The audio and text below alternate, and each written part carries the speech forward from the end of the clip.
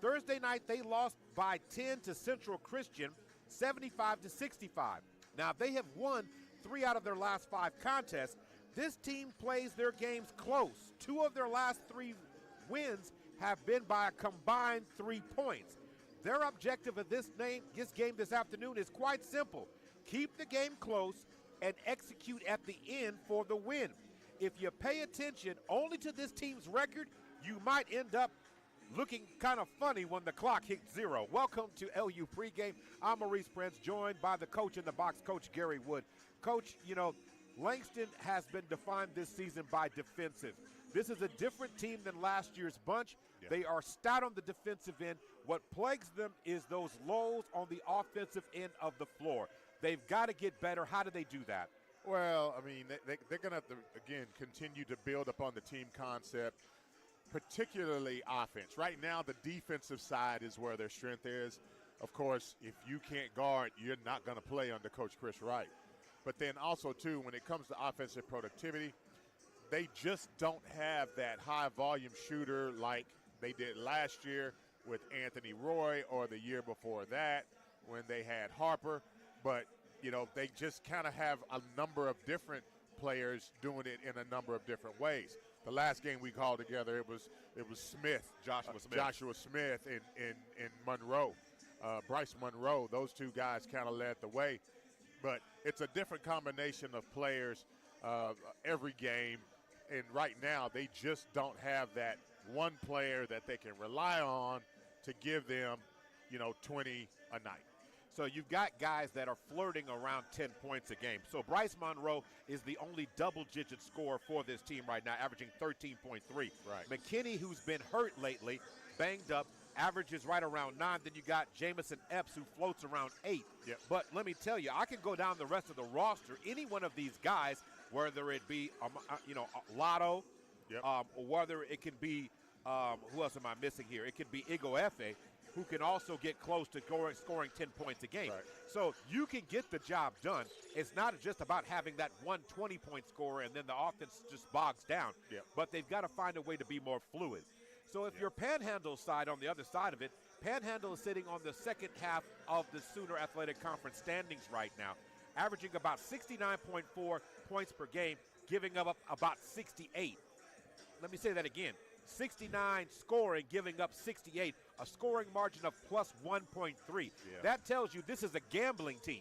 This is one of those teams that, hey, now, if everything lines up correctly, we're going to beat you. Yeah. But if we stack the deck, there's a chance we might make a play that might cost them, and that's one of those learning lessons that another young team will do. Panhandle State's roster has 21 players on it overall.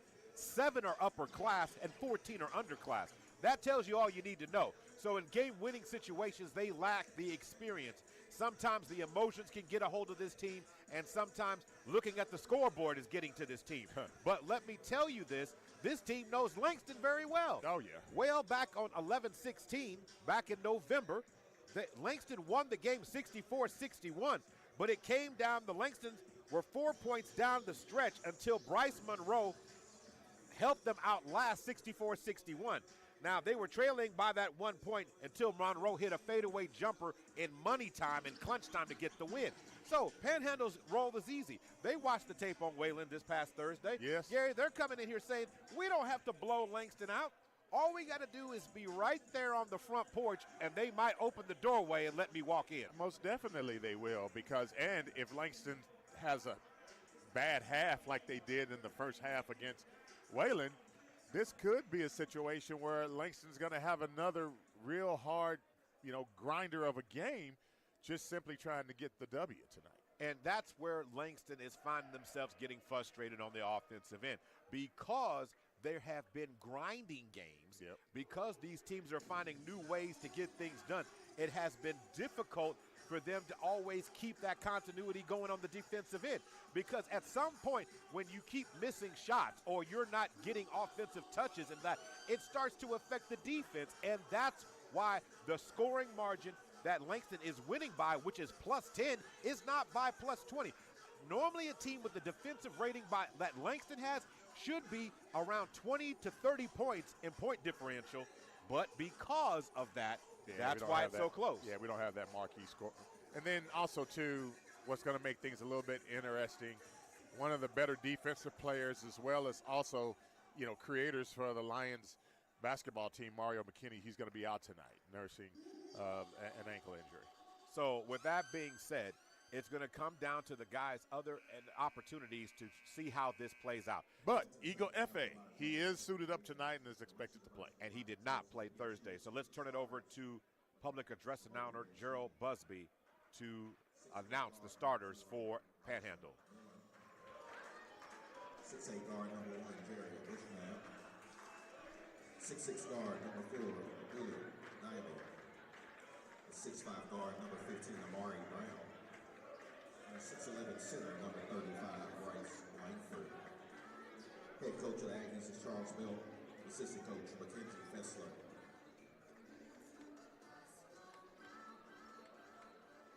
Make some noise!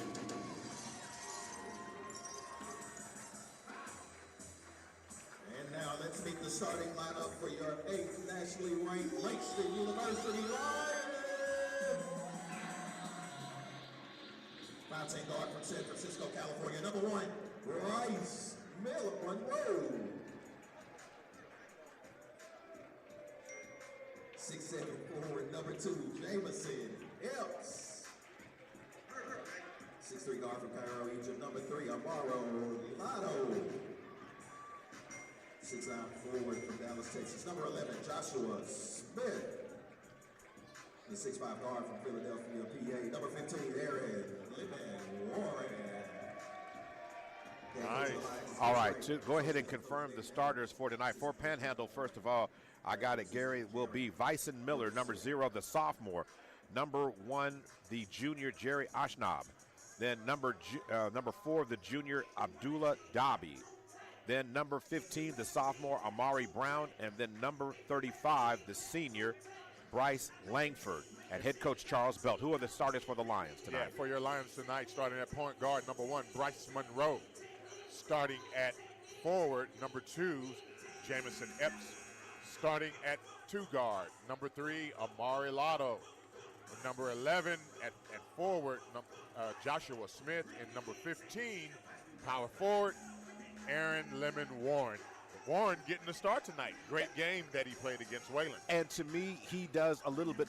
What this team needs is an X-factor player. So to me, there's a lot of pressure on Amaro Lotto, and I think it takes away his scoring because he's got to fill in the gaps on so many things. So I think by starring Lemon Warren tonight, who was one of the team's best shooters, best spark players, it allows to switch the X role to the team. Now going to work right now. And, of course, and also I want to go ahead and correct the pronunciation of number 1. That is a Bushnab on that for that starter for that position. But let's get to work here. They control the tip. And the Aggies do have size as they have a 7-footer of their own on the floor right now, or at least a kid who's 6'11". That's Bryce Langford. Hey, big boy. Now going to work. Langford on the block going against Joshua Smith. Langford turns. He walked going the to get country caught. mile. Yeah. Yeah, he went to the blender. Yeah. I mean, he's blended his way all the way to the front of the rim off the pivot foot. Yeah, Bryce Langford, 6'11", senior guard from Indianapolis, Indiana. Interesting lineup as well. So I thought that Epps was going to come in at guard, but actually Epps is going to be playing the 4, and Lemon is at the 3. So now going to work. Again, knowing your role is going to have a big factor here, and since Jamison Epps is one of the team's best rebounders, it's good to have him somewhere near the block area, depending on how the offense runs. Okay, Joshua Smith with 6 seconds on the clock, and it looks like they are going to call a foul against number 15 early in this contest. That is Amari Brown. Amari Brown is this team's leading scorer for Panhandle. He averages 18.3 points per game. So watch for him to get the guys to get it lighting it up. And he's going to have a nice night being guarded by Lemon Warren. Ball in the hands of Bryce Money Monroe, and Money Monroe knocks down a 3 to start the game off, and the Lions lead by that amount early in this game. And it's interesting to point that out about Bryce Monroe. He's shooting just under 40% from deep this year, Gary. Hey, not bad at all. Anytime you're getting to where you're you're going 40 plus, from three. That's very decent, very respectable. All right, going inside, trying to get a shot to fall there. That Rebound time, Epps. driving line was Diaby. Diaby didn't get that one to go. So, again, Epps with the rebound, and Epps is the team's leading rebounder. He grabs about 7 boards a game. So having him at the 4, letting him rotate between 3 and 4 is going to be a good job, and it looks like there is a stoppage of action here. The officials are going to be conversing something.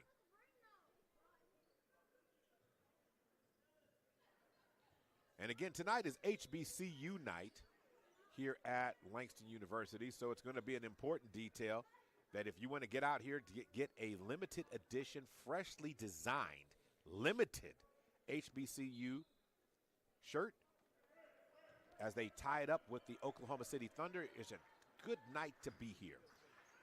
All right, Lotto on the left wing, ball on the right wing, on the left to the right. Now going back to work, Lotto has it.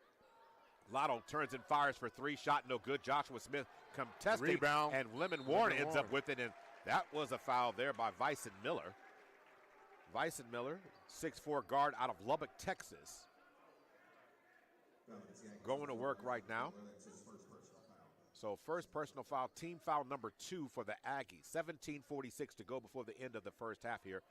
Joshua Smith, who had an amazing game on Thursday. To the basket that time. Nice shot altered there by Bryce Langford.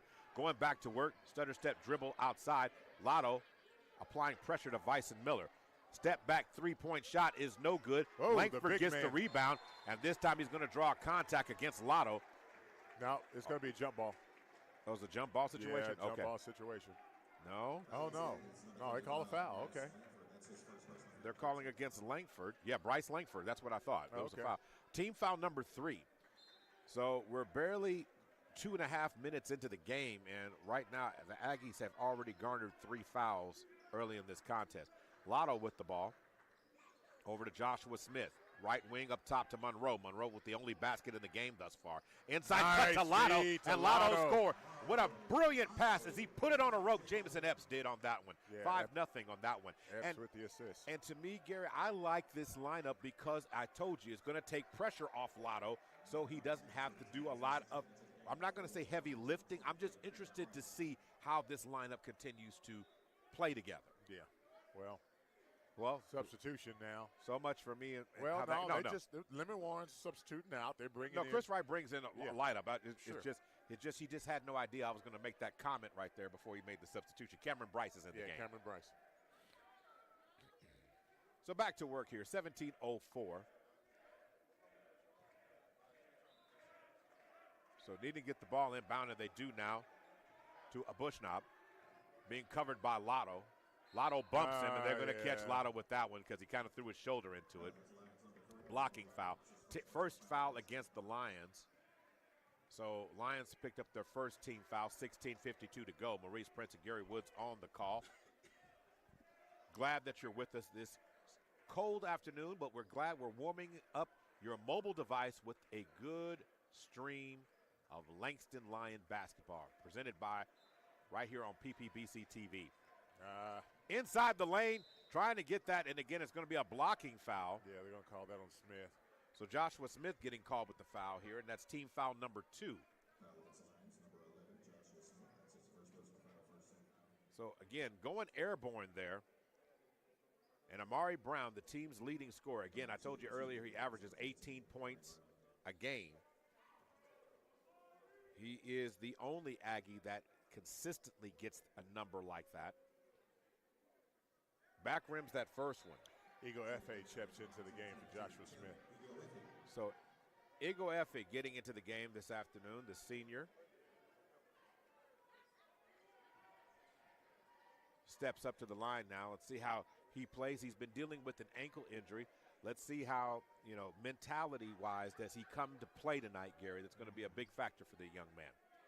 Going to work now. Ball is dropped in the basket there by Amari Brown. Amari Brown gets it and puts the Aggies on the board for the first time tonight. 5-1 is the score right now. Lotto getting a screen. Over to Ego F.A. Right wing. Into the lane, inside to Ego F. He wasn't expecting to pass that time. And it was behind. So now going to work. Amari Brown inside the lane. lays it up on a nice scoop shot. Amari Brown on a roll himself with 3 straight points. Now going to work on the left wing. Nice job there by Vincent Epps trying to post up. See if Money Monroe sees him. Bryce gets it into the lane, throws it to the corner. Amaro Lato for 3. Shot no good. Rebound Jamison Epps. Bryce fires for 3. And Bryce is money. And Cameron Bryce knocks it down. Nice. Bryce, again, second semester add. He was with the team first semester, needed to get eligible to be able to play. Got that taken care of. Transferred in from Talladega. Shot from the wing, and that shot is true there. Knocked down there by Vyson Miller.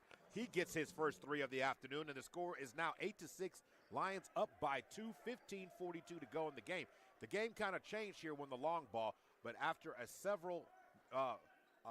run of about 4 points in a row by Amari Brown, things have changed tremendously for the Aggies now.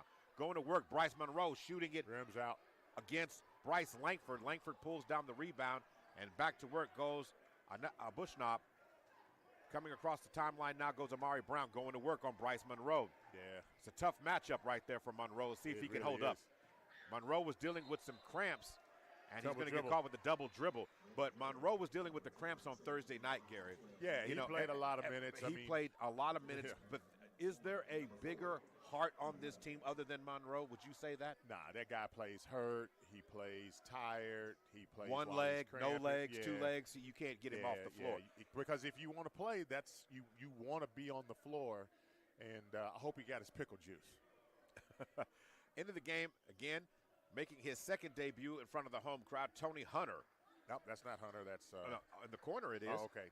Dylan Andrews is also in the game. Sorry. Dylan Andrews is also in the game for going to work here. Ego Efe selling out to get that. He could not quite get that. So ball's going to be a turnover here. And now Panhandle with a chance to tie or take the lead on this possession here. Bushnab being picked up by Tony Hunter. Not Tory, but Tony Hunter. Yeah, transfer from Tulane. So now going to work now. Ball in the hands now of Bryce Langford. Down low goes a Bushnab. And Ego Efe did a great job of showing up. Nice job on him on the switch. Ego Efe helps Langford dislodge the ball going out of bounds, so it still will remain Panhandle ball. And it looks like there's a stoppage of action. It looks like they're going to have to reset the shot clock here, and that's what the issue is. So it's 15. Make sure. Okay, they're reset. Trying to get the time on the shot clock right. So is it 15 seconds? So there it is. 15 is the number that they want. 15 seconds on the shot clock now. Ball is inbounded. Dalen Andrews covering on the outside there. And it looks like it's going to be traveling, going to be the call against Amari Brown.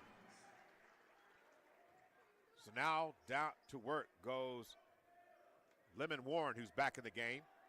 Short breather for him. So Dalen Andrews, Lemon Warren, Cameron Bryce, Ego Efe on the box, and then floating around is Tony Hunter on the right wing. Down low to Ego Efe.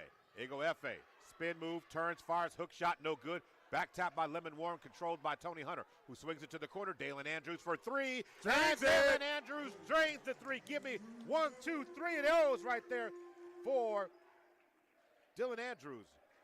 Team's second best three-point shooter, shooting just under 40% at 38.5. Ball dislodged there by Andrews, and then an offensive foul there. Good defensive ball pressure by Dylan Andrews. I'm not going to even say how true of an offensive foul that was, but boy, did he sell it. He sold it. I'm buying it right now. No, he definitely did. I mean, granted, the Oklahoma City native did a great job of getting up on the ball, giving that good pressure, right? Say that. But then at the same time, as soon as he saw the shoulder coming near him, he knew exactly how to play that. And he did that and baited him into that play right there. 11-6, the Lions have spurted ahead back to a 5-point margin. 13:52 to go before the end of the first half. Bryce, who has a three-point shot. Dalen Andrews has a three-point shot. Bryce says, I'll take another one. Yep, Cameron Bryce is finding some heat on this cold afternoon. Nice job as the Lions call, as the Aggies call for time. Yep. right now, and they need to because it's 6 points for Bryce, as Bryce has found the heater right now. So nice job by the Aggies. Nice job by the Lions heating up the Aggies from beyond the perimeter. And you know what? Having a sharpshooter is definitely a nice addition to what this team, how this team is made up. That's something that we didn't really have other than Monroe, is someone who could consistently, with confidence, take the three ball. 14-6 is the score right now. The Lions are up by 8. Now, I'm going to remind you guys of this amazing deal if you're a Langton student. So if you're listening to this broadcast and you want to play it back, play this part back right here at the 1341 mark. Let me tell you what that is. The Division of Student Affairs presents HBCU Night with Oklahoma City Thunder. The fan bus on February 1st, open to Langton University students only. IDs will be checked. Hey, for $40. $40 per student. It includes a round-trip transportation, entry into the game, and a $30 concession voucher. Now, Loud City, okay, right, at Paycom is $35. That's what it costs to buy a ticket. So for $40, they're going to give you a ride there, and then they're going to give you $30 in food. What a bargain. What a bargain, indeed. So you come get that. Get that one. All right, going to work right now. Coming up, new player in the game right now for them, Raul Nunez in there. He is a volume streaky shooter. Ball, 13 seconds on the clock. Ball's going to be fired by P.J. Daniels. Oh, no, Lemon that's Warren, a takedown. That was Lemon a Warren's straight going to be takedown. Foul's going to be called on that one there. Yeah, most definitely was. Against number 4, Diaby. Yeah. And again, this is young team learning to play. Diaby didn't have position, so he wanted to make sure if I didn't get it, you weren't getting it either. Right. Cameron Bryce is going to inbound the ball to Dalen Andrews right now. Andrews has it. Yeah, Oklahoma City native. I think he might have graduated from one of the Putnam City schools. Going to work here. Cameron Bryce now has it over to Hunter. Hunter gets it over to Joshua Smith. And so Lemon Warren's back in the game, and Eagle F.A. is out for the moment. So going back to work, ball back in the hands now of not Amari Brown, but Lemon Warren. So 6 seconds on the clock. Hunter's going to have to fire, and Hunter fires a contested three-point shot. Almost gets it to fall, but Lemon Warren contests for the rebound but didn't get it to fall. That's the extra effort I'm talking about by Lemon Warren. Lemon Warren comes in, and he's going to battle, Gary. He's going to fight. So this team, this experienced basketball team, maybe not experienced together, right, but this experienced team of seniors, juniors, you're talking about 15 upperclassmen on this roster. Yeah, 10 seniors. Yeah, 10 seniors and 5 juniors. So going to work now, three-point shot. That time by a Bushnab does not fall, and the Lions control. Here comes Cameron Bryce bringing it up, and now Andrews has it, gives it over to Hunter. 12 minutes and 19 seconds to go. Working the ball, going downstream. Shot no good. Now going to work, going to throw the ball on the left wing. Up fake, into the lane, spin move, to the basket he goes. Shot by Kyle Belgrave. Belgrave could not get that one to fall. Belgrave is the team's second highest leading scorer off the bench. He averages 8.3 points per game, so he can get it going as well. So you put him typically with an Amari Brown, you can get enough punch, Gary, but can you get enough on the defensive end from that duo to help them sustain and compete in games? That's what this team is learning to do. Yeah.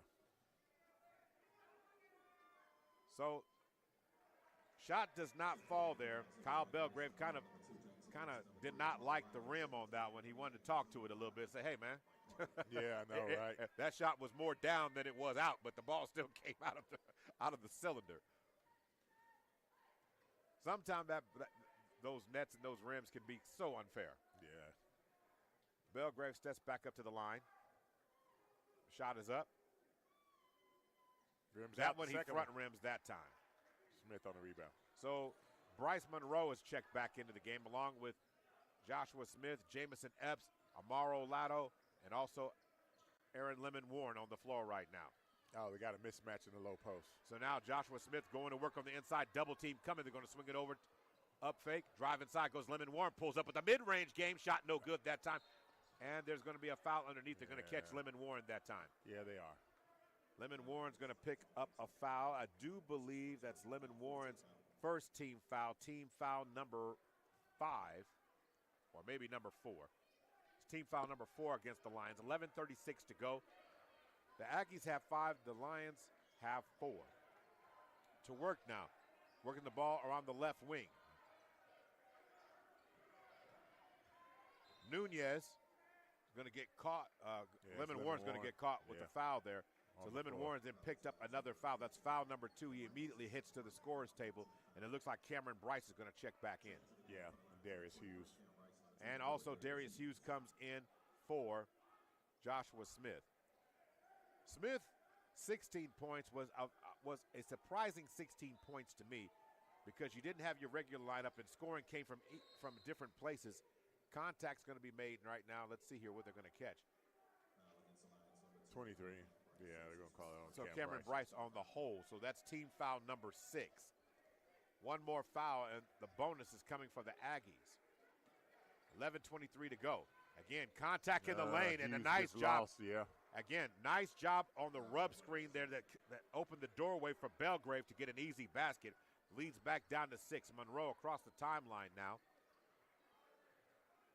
Looking. Screen by Hughes. Ball back in the hands of Lotto. Back on to Hughes. Hughes inside the lane. Power game is going to be blocked there. Nice block by Diaby. Swings it down low. Jamison Epps says, I got it. Heads up play by Epps. Ran the baseline. He was able to see the overshift by the defense. Stopped nicely on the block. Easy 2 off the glass. 16-8. Lead back up to 8. 10:41 to go. Ball in the interior. Going to catch Bryce Monroe with the foul there. Yeah, he was trailing from behind. Used his left hand to kind of hook the cutter.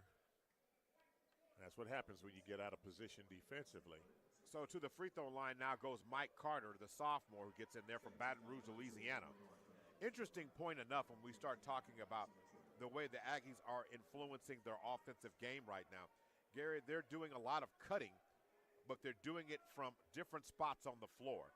You might have a guy on the opposite end run into the lane, run through the lane, and then somebody follows that same path.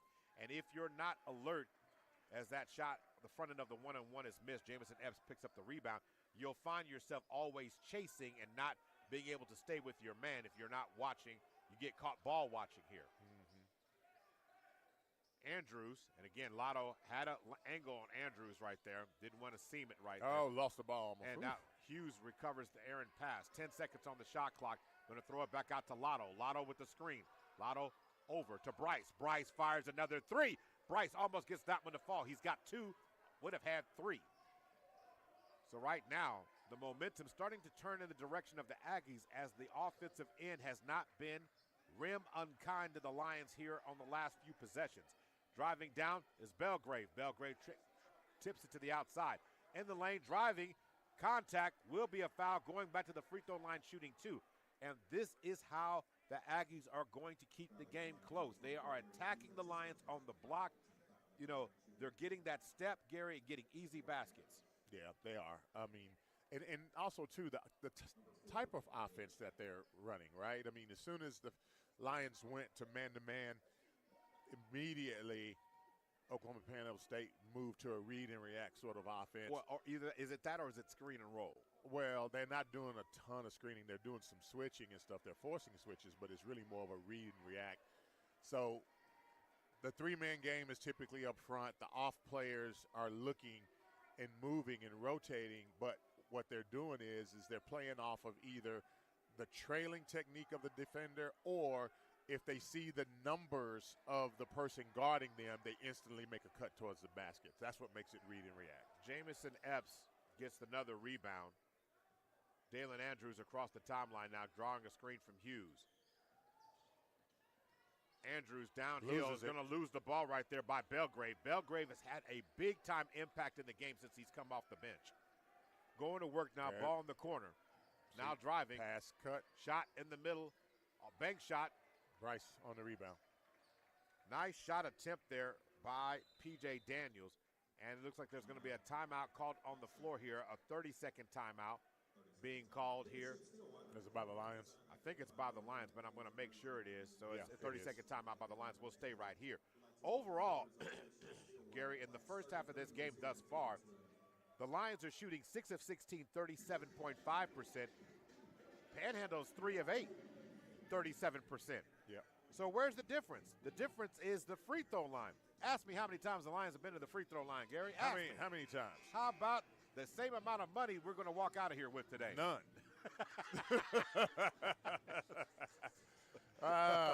Not a dollar. Not a dollar. Not one. So Lions have not been to the free throw line. And how many times has Panhandle been to the free throw line?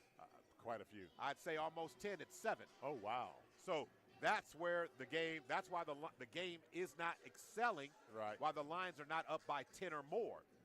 And because Panhandle has only got up 8 shots, they had to find another way to manufacture it. Yeah.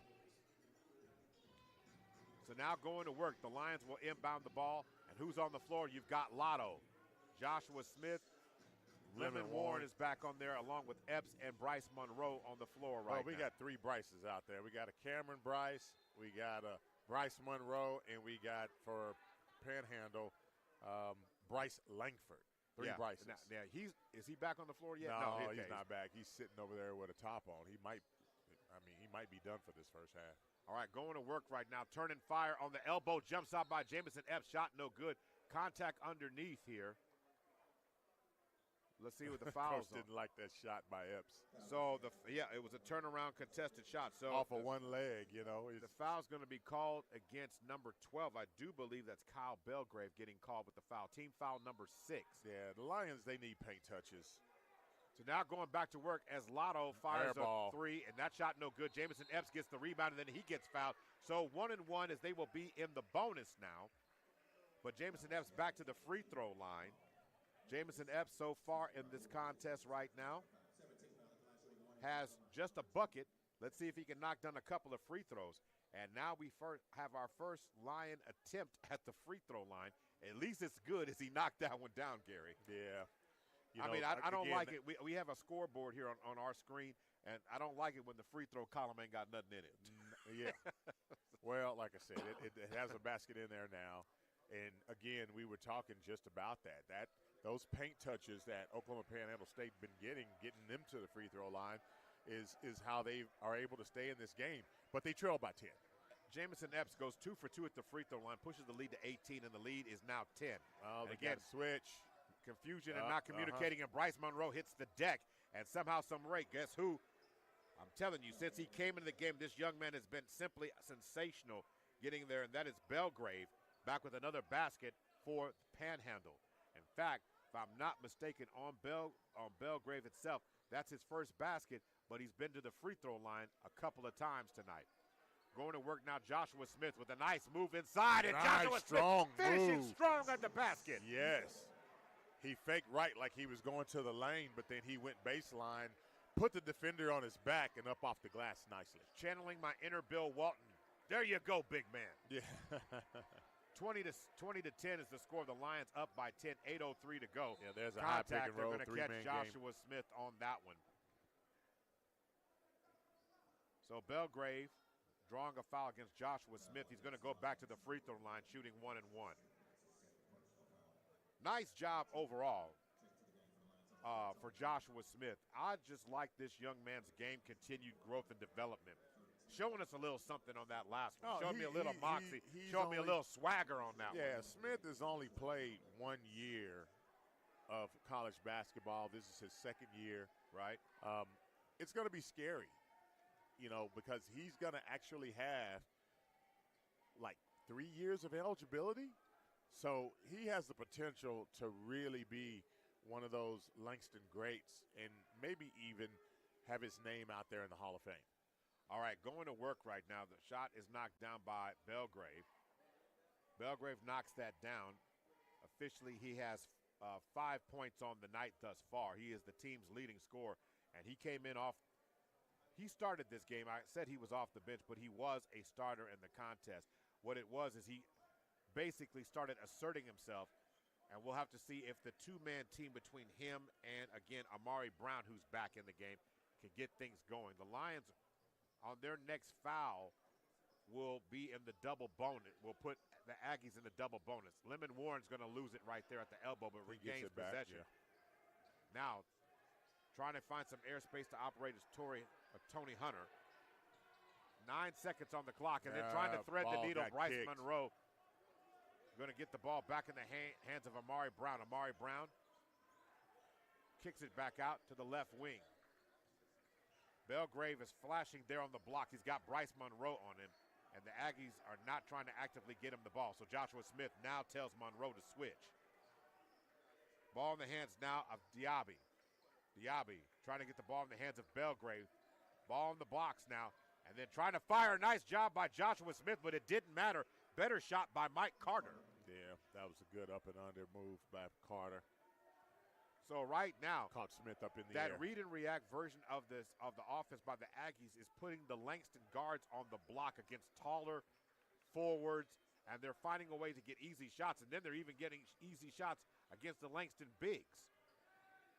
So in the lane, swing down low to Joshua Smith. What a pass. What vision. Executed. I see you, Tony Hunter. Yes, excellent. 22-14 is the score now, 6:35 to go. Ball across the timeline now.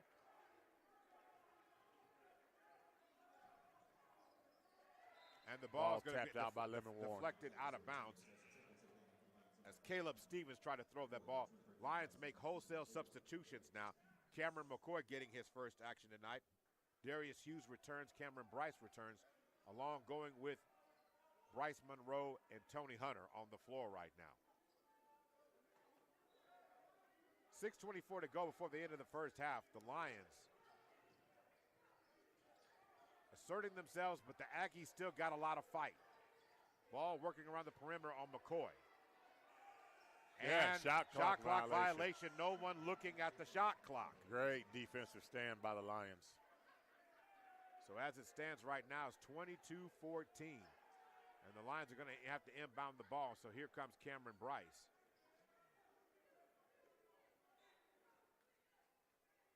Bryce Monroe, and it's being picked up by Mike Carter in the backcourt. Across the timeline, Cameron McCoy now with it. Ball in the hands of Cameron Bryce. Bounce pass on the box to Darius Hughes. Hughes in the lane, loses it, and now Mike Carter now has it. Going to work, Carter on Monroe, bounce pass over. Ball in the hands now of Diaby. Belgrave was flashing down the lane, nobody saw him. Into the lane goes Amari Brown, high shot off the glass rebound by McCoy. Cameron McCoy kicks it over to Tony Hunter, and now Bryce Monroe is going to reset the offense. Lions up by 8, 22-14. Cameron Bryce, handoff, and they're doing the weave at the top. Ball ends up on the left side of the court with Monroe. Monroe asking for a screen. Darius Hughes has it, hands off. Bryce Monroe goes downhill. Back in the hands of Cameron Bryce, who fires it with 3 seconds on the shot clock. McCoy. That should have been an over-the-back call, but ball it stays knocked out with of the bounds. Lions. But it should have been. So, substitution. Bryce Monroe comes out, and now Dalen Andrews returns. 22-14. The Lions, with the record of 14-2 on the season, 10-2 in conference play.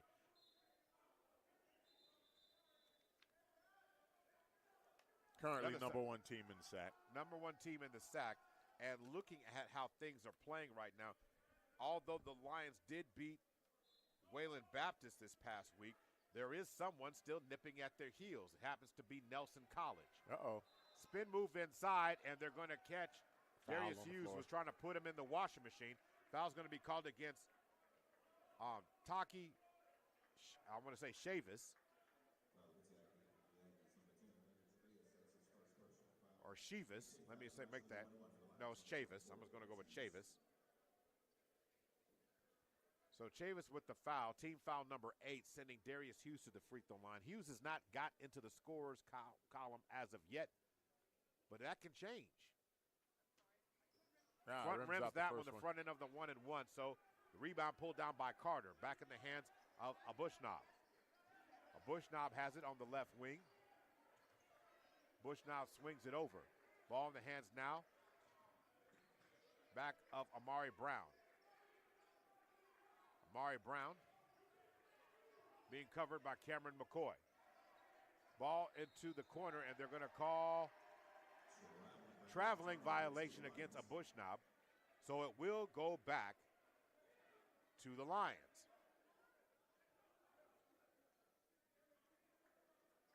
So McCoy checks out of the game. Or no, he's going to inbound it. Ball in the hands now of Andrews. Andrew across the timeline over to McCoy. Back now over to Hunter. Hunter, steady stretch dribble into the lane, and he broke it down. Yes, he did. Hit him with the sauce, why don't you, Tony? 24-14, 4:22 to go. Tony Hunter looks much more comfortable tonight than he did on his debut on Thursday. The nerves gets to any of us. Going to work right now, up fake, now trying to get into the lane, and contact against McCoy. McCoy caught him with the body. Yeah. But Chavis, so Chavis is going to go to the free throw line now, shooting 2 as they now have hit the double bonus. 4:08 to go. 24-14. Talk about what you saw on Thursday from Tony Hunter and what we're seeing today. Yeah, I mean, I think the big thing is again, new environment. Again, transfer from Tulane. Good player, talented player, just has to get acclimated. And again, he just arrived second semester, eligible to play, and he was actually thrown into action, and that's actually a good thing for him because. You know, with McKinney being out, Rio McKinney being out, we need another guard to fill that slot and give us quality minutes. And this is a guy who, again, he's a senior, so he may or may not be with us next season. So you want to get plenty of minutes and a lot of opportunities for him right now. And he's really quick off the dribble as he throws the ball away. Isn't that funny? Like they know we're talking about. Right, the ball's knocked out of bounds, and it will be Langston ball. Yeah, good ball stop. It's interesting that you say that. I think people have a hard time still understanding that those COVID players are still around. Oh yeah, they still are around. Yeah.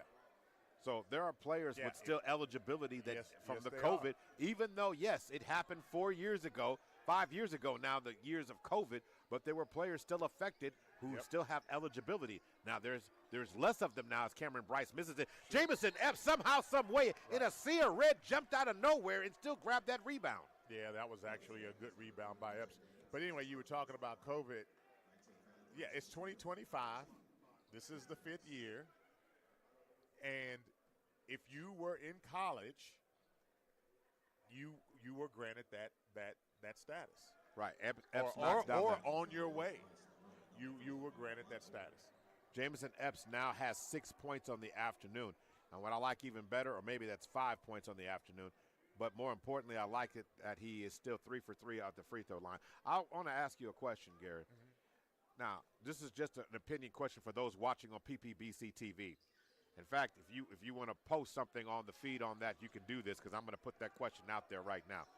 Jamison Epps is rocking the purple shoes. My man, Bryce Monroe, money green. Yeah. Are you a green shoe guy or are you a purple shoe guy, Gary? I'm neither. I'm a white shoe guy. Is that what that is? That's not what you got on your feet today. Well, I got on Langton. Okay, but that's what I'm saying. You're not just a white shoe guy. Well, I'm a team color guy. Okay. That's what I am. So if looking at the uniform, there's white, there's orange, there's navy.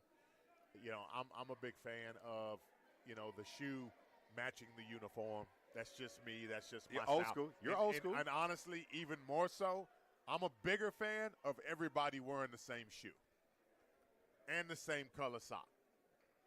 So you like that uniform look. I like the uniform look. And also the teamwork concept. Yep. And, notice in Millwood and like last night, Millwood and Dale both were in a team color, which is, to me, it signifies unity, one team, one heartbeat. All right, going to work right now at the free throw line is Abushnob, and he knocks down a free throw. The lead is cut down to 8 with 3:21 to go. He gets one more and can knock the lead down to 7. Front rims that one, shot no good. Rebound again by Jamison Epps. Jamison Epps, since he's been moved to the 4, Gary, he just pulled on his 7th board. Yeah, well, he's already at his average, and we're still in the first half. So now going to work right now. Working the ball around. Bryce Monroe kicks it. Right wing. Shot is knocked down by the second three-pointer of the half here by Dalen Andrews on the floor. Andrews now has 6 points in the first half. Lions have pushed the lead back up to 11. On the end, you can't stop that one. Right, the Euro right at you. Amari Brown went downhill on that one and broke down the defense. Yeah, he went downhill and he bumped Andrews and got him up off of him and went right in with the finger roll. Nicely done. Andrews, and again, Jamison Epps and number 10, Taki Chavis, got tied up. So that's his second personal foul, but it should put the Lions in the double bonus here. Yeah, and hey, that's what you want to see, right? If you're a Lion fan, you want to see them go to the free throw line and cash in. All right, so now going to work. Jamison Epps going to fire it from the free throw line, and he misses that one. Gets one more. So Joshua Smith comes back in the game, as well does Lotto, along with Cameron Bryce and Bryce Monroe. Epps needs to knock down a free throw here. He misses his first free throw of the afternoon. Can push the lead back to 10, and he does just that. 29-19, 2:28 to go. Going to work right now. Working the ball around the perimeter, nearly stolen by Lotto. Abushnob has it. On the right wing, switched over to Bryce Monroe. Ball in the hands of Amari Brown. Lotto checking him. 10 seconds on the shot clock. Faked it. Now, shot by Abushnob, who pulls up. Or the ball stripped. Nice job by Bryce Monroe. Yeah. Bryce Monroe. Joshua Smith will be credited with the steal. Monroe, stop. Go, basket. Finger roll, nicely done. Good recognition by Monroe. That is an old definition of the play pause move. He played, paused it, and then kept going while you stood in kept your feet got locked sleeping, in your shoes. Backdoor cut. That's the what a block there. Nice job by Cameron Bryce. And Cameron Bryce says, yeah, I did that. He sure did. Again, it looked like there was a cut to the basket there by B.J. Daniels. Yep. And Daniels thought he was going to get there. Cameron Bryce says, no way. Yeah, that was a nice read and react backdoor cut there. Pass got in there nicely.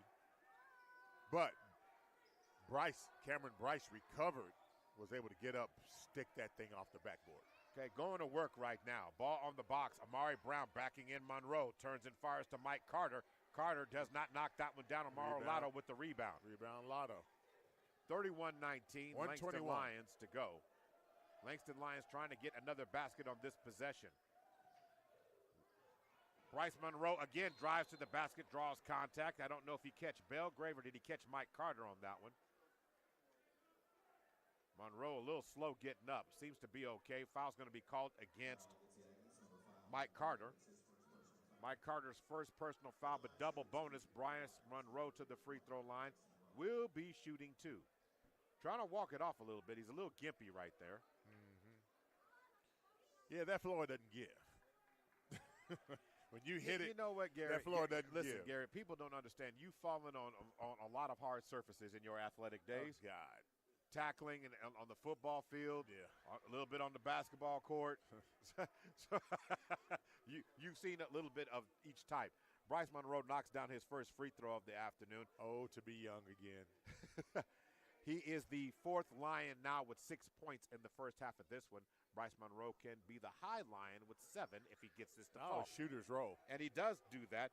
In terms of free throw shooting, Bryce Monroe having a good season on the line. But tonight he is 2 of 2 with 7 points. I'll take it. 33-19. Ball inside, Josh Smith with great position. Belgrave flashes, no one's covering. Joshua Smith sees him. Amari Brown drawing the attention of Lotto. Screen from Belgrave. Amari Brown, bounce pass inside. Mike Carter drives in the lane, and he gets the shooter's roll as Mike Carter hung in the air and got the shot off. Timeout. Timeout on the floor right there by Charles Belt. And the Aggies, once again, are trying to get back the lead back down to 10. The lead sits at 12 right now. So 45.7. Reminder, this is HBCU night. If you're a chance, if you weren't here, I'm going to tell you all about it. Those T-shirts are going to start flying as that idea of those shirts will be commissioned by the Oklahoma City Thunder by Langton alum Tyler Pruitt.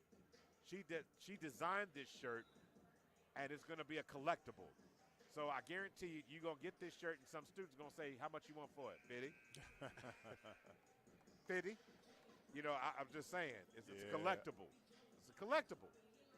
Isn't every college student an opportunity business person? Hey, you know what they say, man. What they say? Somewhere in the Bible it says, you know, get your money, man. Okay, that's interesting. That's an interesting. Says something like that. Yeah, I want to say hi, Gary, because right now it's HBCU night, but there are a lot of students here. And so I want to say hi to these students that are sitting right in front of us. They keep dancing, having a good time at the Langston game. These are like middle school students. It doesn't matter, the ones that keep jumping up. But they're having a great time. I love it. And I keep telling them, sit down. Can't see. Back to live action now.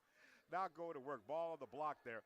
Joshua Smith throws it, but Jamison Epps retrieves the errant pass. Back in the hands of Monroe with 15 seconds on the shot clock, 28 seconds on the game clock. You got a mismatch in the low post on the switch. Monroe's going to kick it out. Lotto now has it. 9 seconds on the clock. Kick it out. Cameron Bryce fires the three. And he's money. KB for three. Cameron Bryce doing this thing in the first half of this one. Cameron Bryce now has a game-high 9 off the bench. And all Belgrave with the shot clock off. Now the ball's in the hand of number 14. That is, of course, Kingston Grant Brown. Belgrave in the lane with 5/10 of a second shot up. And are they going to wave it off? And they're going to wave it off. The ball was not out of his hand. It was not out of his hand when he released it. He did make the shot. Right. But when the light came on, the ball was still in his hand. Yep. So at the end of the first half, the score is 36-21. We'll be back in a minute with the OERB halftime report. He's Gary Woods. I'm Maurice Prince. I hope you're enjoying the broadcast. We'll be back in a second. You're listening to Langston Men's Basketball, brought to you by LU Athletics, the Black Chronicle newspaper, Tinker Federal Credit Union, OERB, and Community Health Centers of Oklahoma.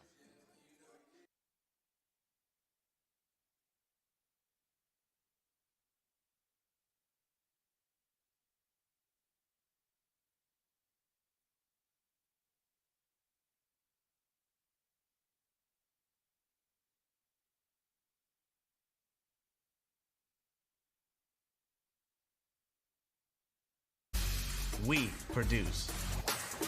We discover. We nurture. We show out.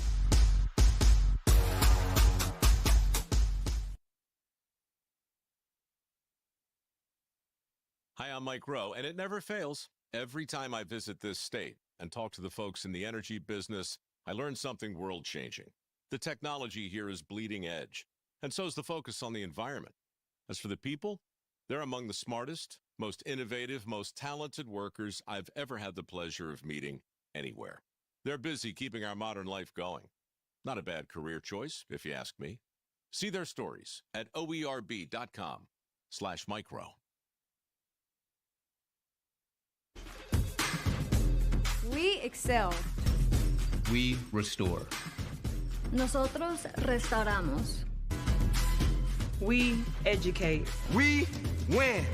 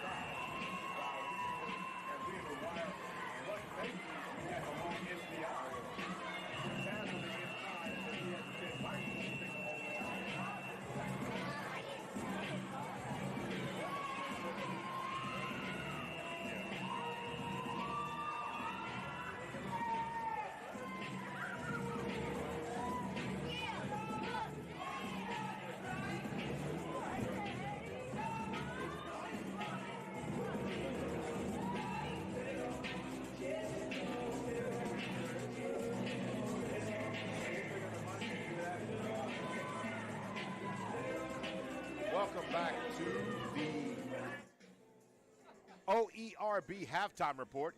If you want to know who's doing a whole lot for the state of Oklahoma, look no further than the people of the Oklahoma Oil and Natural Gas. From contributing billions to education, funding medical research, and supporting the arts, they are deeply invested in the well-being of our state. Maurice Prince and Gary Woods here on the call. Taking a look at the first half statistics, the numbers show that we have a relatively close game, a game that's within 15 points overall right now, as that's where the Lions have the lead. They have shot 12 of 25, 48% from the floor, 6 of 13 from deep, 46%, 6 of 9 from the free throw line, but they did get to the free throw line 9 times. From the Panhandle side, they shot well in the first half, 7 of 15, 46%, 1 of 3, 33%, 6 of 13 from the free throw line, 46%. The true nature and the difference in this game still lies in the rebounds, where the Lions have 18 to Panhandle's 9.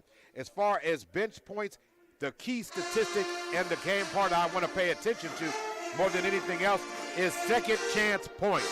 Off those +9 rebounds, the Lions have ended up with 11 second half points. So, Gary, that's where the difference is in this game. Yeah, most definitely. And that initially, the rebounding or getting in the paint was something that was keeping this game really tight. But as the game wore on and as the three-point shooting got better by the Lions, shooting 66%, which is a really good percentage, which is led, of course, by Cameron Bryce. That's something that I think is starting to stretch this game out and gives Langton, that lead, that cushion to be able to begin now rotating in different players while still maintaining defensive intensity. What we haven't seen consistently from the Lions overall is the ability to score the ball when other players or substitutions come in the game. So guys like Cameron Bryce, who are not starters tonight, are getting extended minutes. Mario McKinney's not here, so they're making the most of it. I want to talk about him, the impact as well as Tony Hunter. But to me, it all started, even though he doesn't have any points in this game, I'm saying the effort that came in from Aaron Lemon Warren in the starting lineup made a difference on how this team got going. The efficiency of this team is what we're really seeing the importance of. So to me, it's just as important of how you're getting the points as much as that the fact that you're still scoring. So one of the things that I know that Coach Wright does, which is something that a lot of people don't really think about, he looks at combinations of players from a data analytics standpoint, and he's like, hey, this combination, we're +8 or +9 when, like, for instance, a Lemon Warren is on the floor. It doesn't matter if the scoring is whether it's coming from Lemon Warren or not. It matters when they do those other unmeasurable things, those things that don't necessarily always land on the stat sheet, that makes the combination of players, gel together. I have an interesting question for you. You talked to Chris Wright quite a bit. What is his philosophy on the three-point shot? The reason why I'm asking is the Lions today have shot 13 three-pointers. They've knocked down 6 of it. Does he want his team to be prolific from the three-point line, or is it something he just wants it to be efficient? In other words, if the shot is there, take it. Or would he prefer to get the easier baskets? The team is built around the power that, the potential of Eagle F.A. inside, working the ball around the perimeter, getting easy shots for these guys, because this is a different team that didn't have those key scorers that you talked about in the pregame. So when I talk to Coach Wright, he really emphasizes, well, first of all, here's one of the things that he always loves to do. He likes to have the ability to throw the ball down into the low post and get scores out of it. Because why? He's a true believer in what he calls the paint touch. Anytime you can get into the paint, whether it's down into the low post or whether it's guards penetrating into the low post, that's a good thing. That increases your odds of either getting a basket, a higher percentage shot or getting to the free throw line. So he likes that. However, this is the college game, and you can actually go out and recruit. And it's important to also have outside shooting. Why? Well, outside shooting lends itself for you to get back into the game quickly if you're behind, and also it gives you the flexibility of playing an inside-out game instead of always having to be stuck with playing an outside-in game. So that gives you more versatility. It gives you the ability to swing the ball out, leverage the skip pass. Why is that? Because the ball in the swing game or the skip pass game always will move faster than the defense will.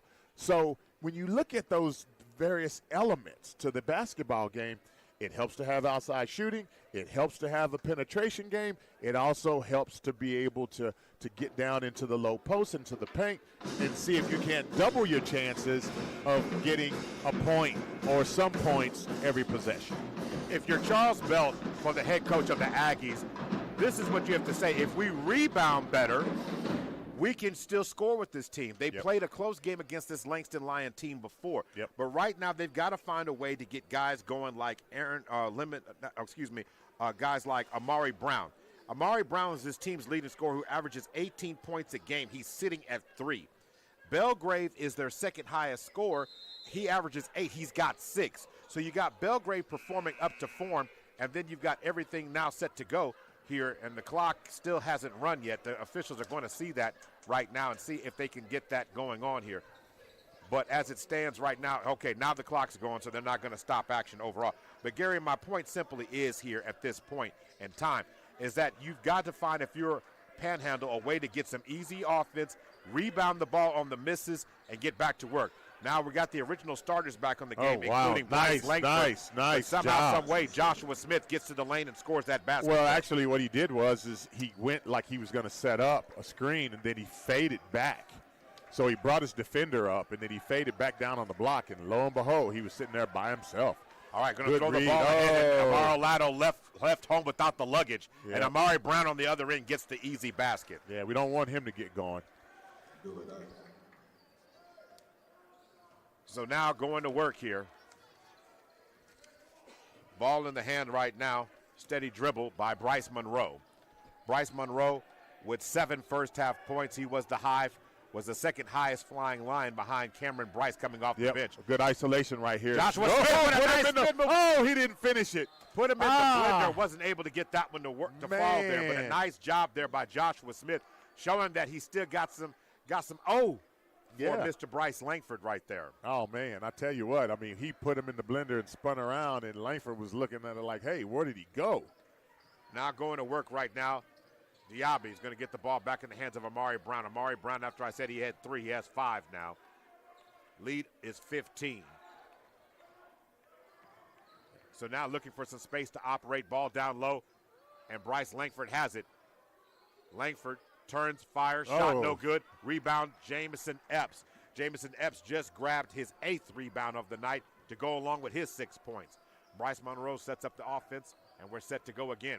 Ball in the hands of Aaron Lemon-Warren. Hand off to Alado, back to Bryce Monroe. Epps with the screen.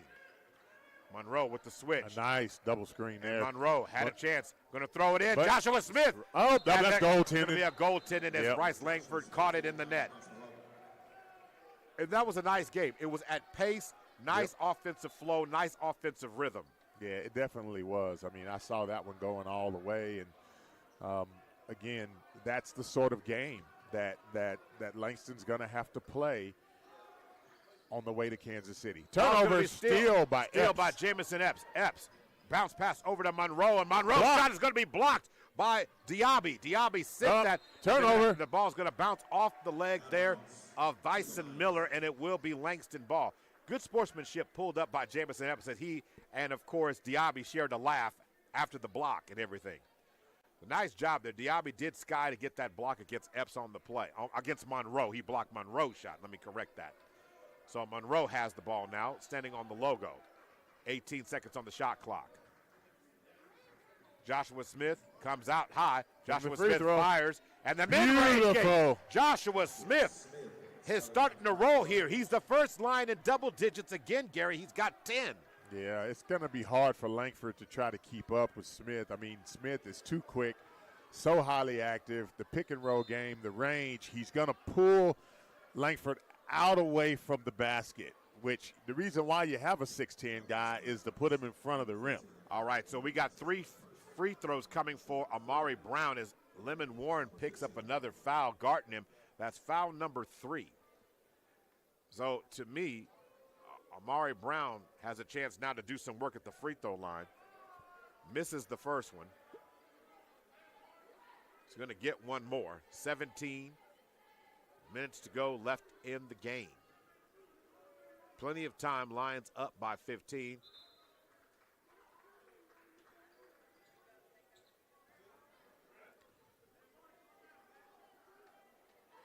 So they're making a scoreboard adjustment, so I'm glad I said that because now they get that. I was going to be slightly wrong on that. So Amari Brown knocks down the shot. He averages 18 a game, right? Yeah, averages 18 a game.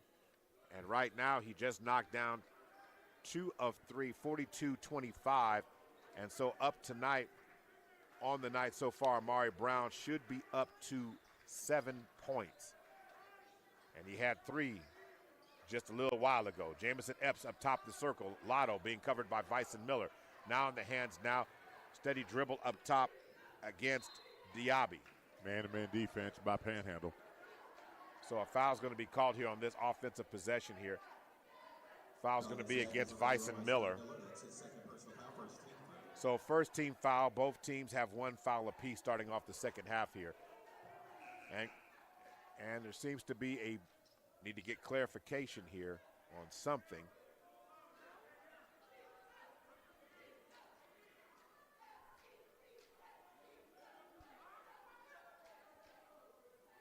So the officials say we got the thumbs up from all 3 officials, so we're ready to put the ball in play.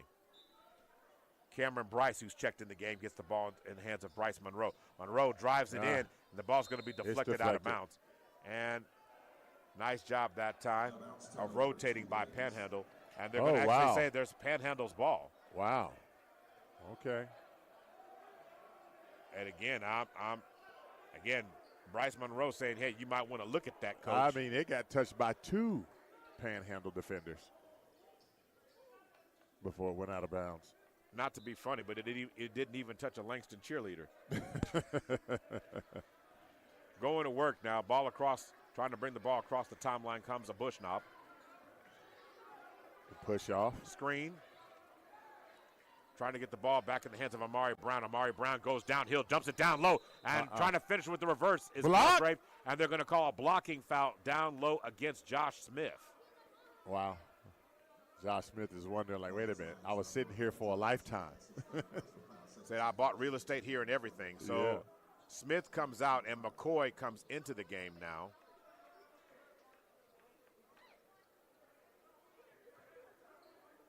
So now to throw the pass in. Driving inside goes Diaby. Diaby drives through the chest of Cameron Bryce and will draw contact and will go to the free throw line now. 42-25 is the score. Team foul number 3 against Langston's. Langston has 3 team fouls against the Aggies 1. So looking at that number overall, Gary, when you start looking at it, the Aggies have been more aggressive in getting the ball in the paint in the second half. Yep. You know, they understand what they have to do to claw their way back into this game, and that's exactly what they intend to do.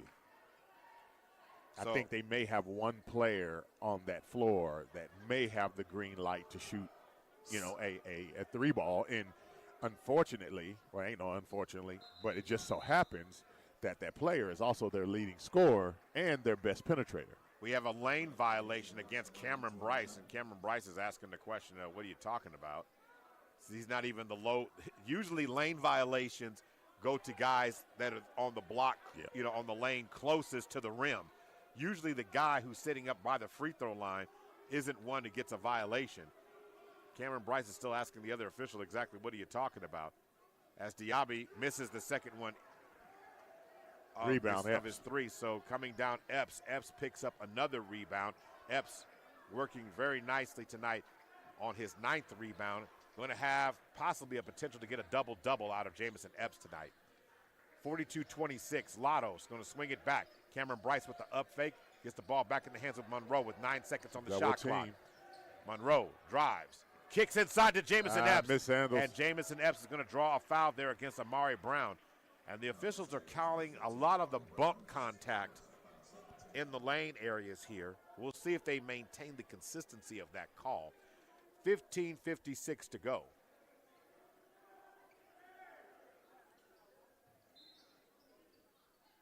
Going to throw the ball in. Jamison Epps at the elbow. Epps into the lane. Contact. Yeah, reaching in. Reach in foul on the play. So Jamison Epps. Foul's going to be called against Jerry Bushnab. So third team foul. So Jamison Epps at the free throw line right now. Epps back rims that first one. Yeah. On the season, you know, you're talking about Jamison Epps being a 77% free throw shooter. So you like the odds when he comes to the free throw line.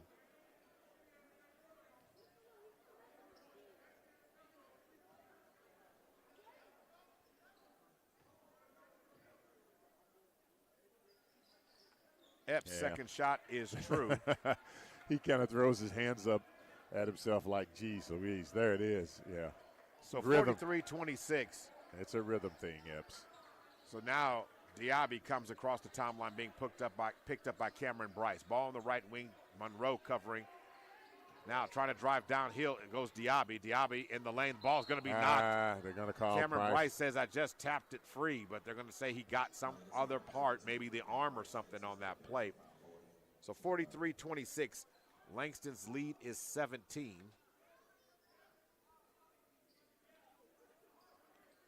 Dalen Andrews is now in the game now. So you got Andrews, Epps, Bryce, Cameron McCoy, and Bryce Monroe. Abdullah Diaby at the free throw line. Abdul Diaby, let me make sure I got that correct. Cuts the lead down officially to 16.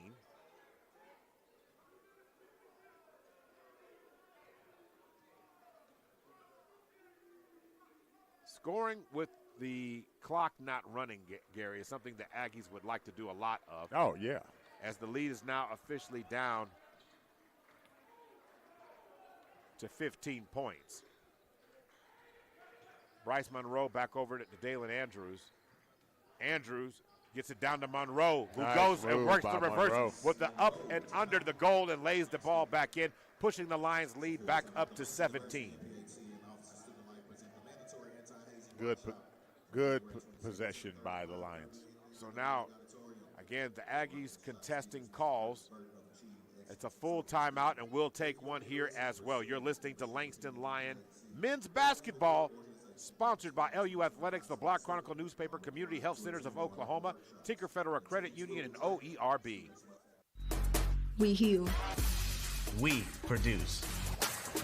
We discover. We nurture. We show out.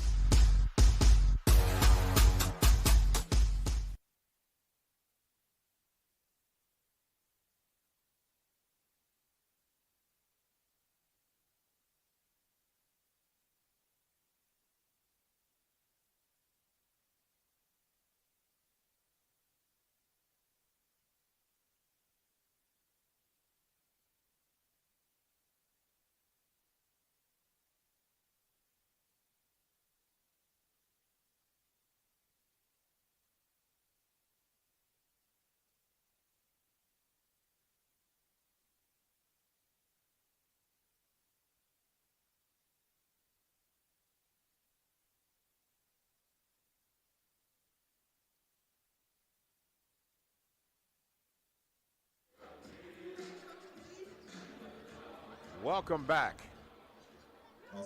Time for live action once again. We're in the second half of this game, 15-17 to go. So coming across the timeline now, Raul Nunez, he is a volume shooter. Let's see if he can get going here in the second half of the Aggies. Working the ball around the top. Straight dribbling around there in the lane. Around that, of course, is Kyle Belgrave. Seems to be a discussion real quick here by the official. Foul's going to be called against Dalen Andrews. This is 2. Oh, okay, against Belgrave, okay. Foul 12. So it was. Okay. But, yeah. So Andrews getting the call there. Getting the foul call. Team foul number 5 against the Lions. The Aggies only have 3. Catch and shoot situation. Shot no good that time for Amari Brown. The ball is controlled by Cameron Bryce. Yeah, good rebound by Bryce. Comes across the timeline now comes Bryce Monroe. 14:46 to go. Ball in the hands now. Jamison Epps over to Dalen Andrews on the left wing. Dalen Andrews sets fire. Shot no good. Rebound by Cameron McCoy. McCoy fires and battles underneath the basket and scores it. Yeah, that's way to be Johnny on the spot, McCoy. Cameron McCoy with his first basket of the night. Going to work now, Bryce Monroe covering. On top now Belgrave, Weissenmiller up fake and holds it. Now Diaby has it being covered by Andrews. Diaby into the lane, kicks it out. Amari Brown for 3. Front rims that one, rebound by Andrews. Here come the Lions. Good defensive stand by the Lions. Bryce Monroe across the timeline now. Ball on the left wing. Double high screen. Going to hand the ball off. Up fake. Step back. Shot by Cameron Bryce. Couldn't get that one to fall. And Bryce Monroe retrieves the good 50-50 ball. Contact. Diaby trying to draw the offensive foul there. And if he had fallen down, he probably would have done it. Yep. Bryce Monroe into the lane. Tries to get it down low. To Epps. But there's going to be contact. No shot on the plays. They're going to get probably let's see here. They're going to get. Okay, they're going to get Weissenmiller with the foul there. That's his 3rd personal foul. Team foul number 4. Here comes the Lions. Substitution. Tony Hunter's in the game. Cameron McCoy comes out of the game. And Monroe comes out. So Monroe came out. Okay, Monroe came out. Bryce Monroe, yeah. So Cameron McCoy does stay. So trying to get the ball. Nice inside move by McCoy. And Cameron McCoy couldn't catch that check at the bank. Now going to work, bounce pass over Mike Carter, and then a foul stolen there by Tony Hunter. Hunter pushing the ball. Hunter kicks it back to the corner. Dalen Andrews up fake in the lane. Kicks it. Cameron Bryce for 3. Shot no good. Rebound. Cameron McCoy still battling, and Tony Hunter ends up with it. So nice job working underneath the rim, being aggressive there. So nice job. Ball in the lane now. Hunter tries to throw it a dime on a rope there. Say, man, I thought he had it. Jamison Epps, the needle. He tried to thread the needle. So now going to work right now. So yeah. So trying to get the ball, working around. Ball on the left wing. Trying to get the ball into the corner. 3-point shot is up, and it's through and knocked down there by Mike Carter. 47-31, 12:33 to go.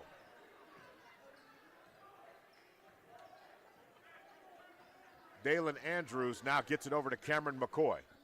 Ball in the hands now of Cameron Bryce. Nice to get two-man game Cameron to the McCoy weak finds side. a way and pumps up and gets the shot. Nicely done from the box. Yeah. 49-31. Cameron Bryce on the assist. Ball on the right wing. Ball in front now is Amari Brown now has it on the left wing. To the right wing. Mike Carter drives inside, loses it, drops it down to Belgrave, who scores. That was a very nice recovery. Timeout's going to be called on the floor here by Panhandle. Nice exchange of baskets back and forth of the teams, but that's not going to help the Aggies get back in it. But let's go back to that sequence down on a beautiful pass down low and the extra effort that took place on those calls there. Yeah, actually, so again, we've been seeing that, and I really like the play calling, right? The offensive sets that the Lions have gotten into, because they've really been working both sides, right? They've been running the three-man game, and then they've also been running the two-man game to the weak side, which is something that, I've been kind of waiting on, and I think that the planning for this game against Oklahoma Panhandle State lends itself to where, hey, you know what? If we can just beat one guy off the dribble, whether it be to the strength or to the weak side, we got something there, because it forces the defense to have to shift, and not weak side, but help defense has to step up. And so that always manages to leave someone open. Langston's doing a very good job of finding that open player. And the extra effort being placed. So now Lotto is in the game, as well as Bryce Monroe and also Cameron McCoy, along with Aaron Lemon-Warren, along with Joshua Smith. So now going to work. Ball in the hands now of Bryce Monroe, who goes downhill, pulls up with the short corner jump shot, no good. Ball bounces off the head of Cameron Carter. Now it's in the hands of the Aggies. Amari Brown, study step dribble. Nice job by Amaro Lotto cutting off. He wants to run him to the right side for help defense. Lotto now faces him and changes his direction. There it Bell is. Inside the lane, and it should be a foul called on that one. Driving to the lane nicely that time by Kyle Belgrave. Belgrave draws a foul. The foul's going to be called against Bryce Monroe that time. Monroe's second foul of the night. So as it stands here with just 11 minutes to go, there is still not an Aggie player with double digits right now, double-digit scoring. Belgrave trying to make his mark to try and get there, and maybe he can get there if he knocks down both these free throws, so that unfortunately won't happen. He'll be sitting at 8 right now.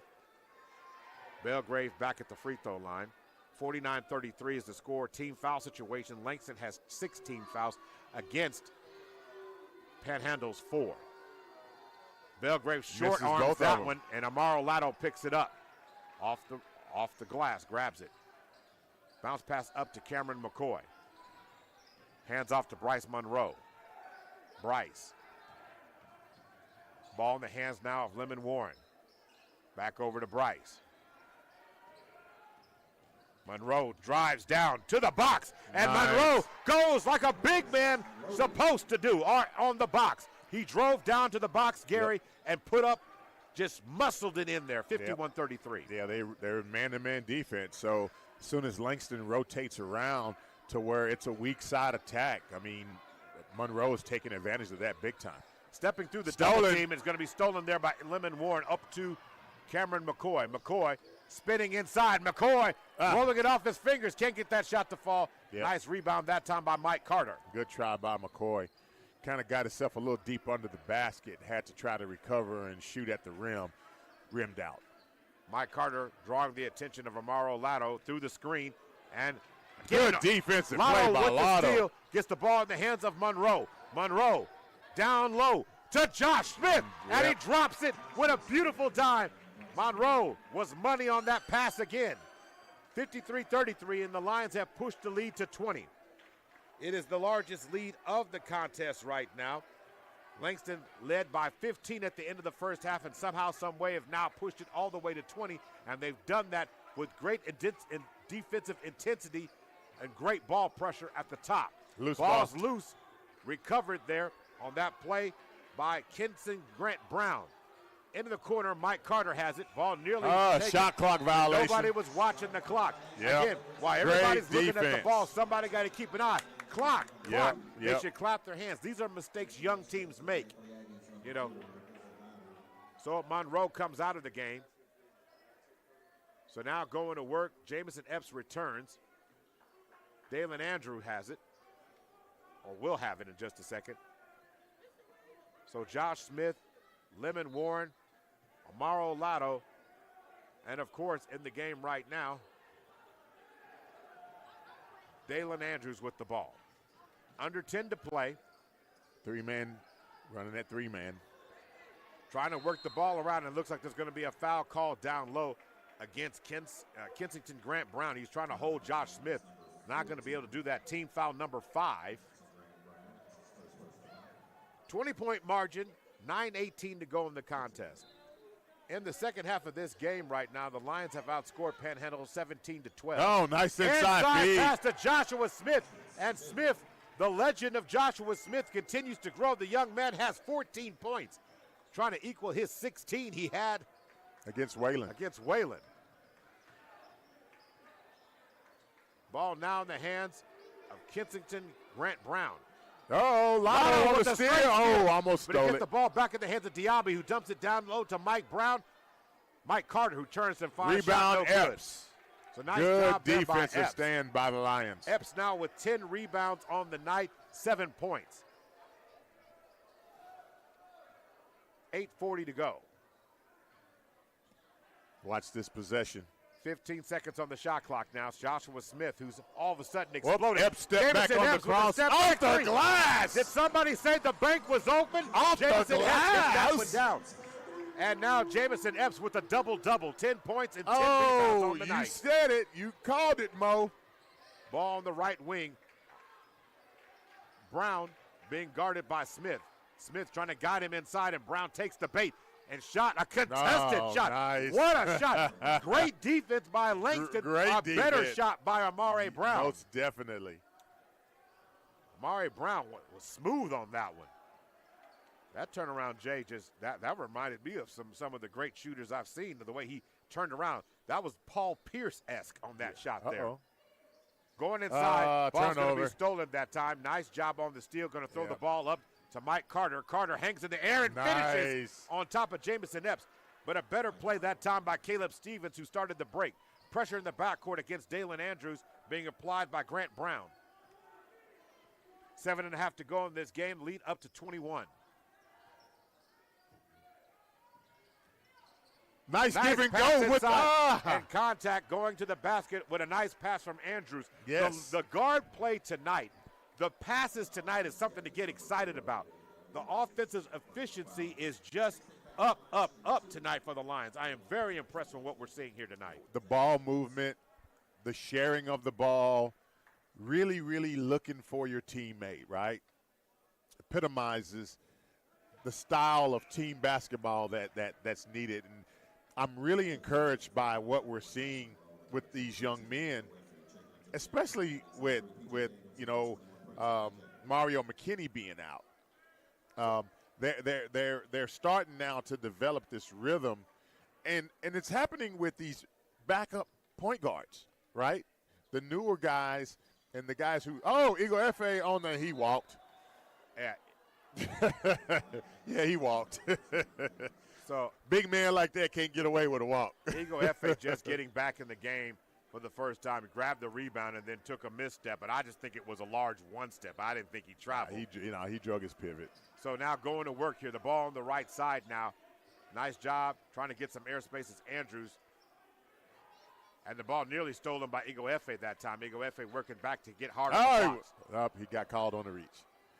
So I thought he was going to be able to get in there. Now, Eagle F.A. is probably, he's 7 foot tall. His wingspan, probably 8.5. Right. See, here's the other thing.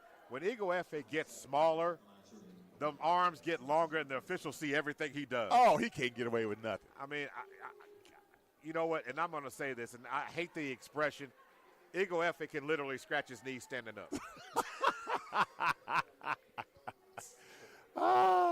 It'll be really. He's front rims big that shot. Man. He's a big man. And the ball's going to get knocked out of bounce there, and it looks like it's going to be knocked out by Carter. So Jamison Epps is going to throw it in now. 6:59 to go before the end of this contest. Lions still up by 21. 21-21. I just had to do it because it's the right thing to do. Going to work now. Ball in the hands now. 3-man game. Of Jamison Epps, who tries to shake and shimmy, has the ball knocked loose. Can't maintain possession. 13 seconds on the clock. It's going to be a jump ball situation, or it's a timeout call. Timeout call. Coach Chris Wright calls the timeout. So the Lions call the timeout right now. Dedicated to the dream, the Office of Student Life and McDonald's of Southern Plains presents Dedicated to the Dream, honoring the life of Dr. Martin Luther King Jr. on January 21st at 7 p.m. at C.F. Gale's Atrium. Great opportunity to learn, celebrate, and remember. Make sure you make time and reservations to do that. And one thing I did say, it's as they say, in the CF Gales atrium. It's inside. Yes. So you will have to brave the elements. No, you will not. Well, you might have to brave them to get up here. Listen, when I got on campus today, it's been a long time. Now, see, of course, I'm going to tell on myself now. I am an Iowa boy. From the I played. That's where I grew up. That's my stomping ground, Iowa City. One of the things I always laugh at is I've been in Oklahoma long enough to be an Oklahoman. So let's make that clear. But when I got on campus today, as cold as it was, I haven't seen it in a while, and that is the dorm run.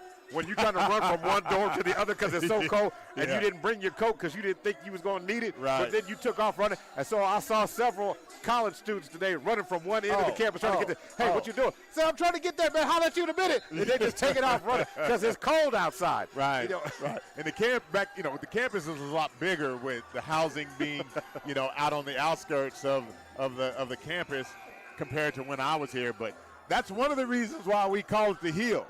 Because you up here in this plains area up on the hill, there is no windbreak. So it is cold. The only windbreak you get is in between buildings. That's it. And that's if you're on the right side of the building. Right, if you're on the correct side. That's right. So the only thing I'm going to say here is, it's been a minute. So I was unloaded when we were unloading, getting set up for today. I saw some students just break out. I'm like, what, is it a marathon? I said, oh, yeah, it is, because I'm looking at what he's wearing. He ain't got no coat. He's like, hey, man, I got to get there. Right.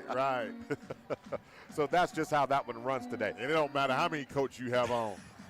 It's cold. It's cold up here.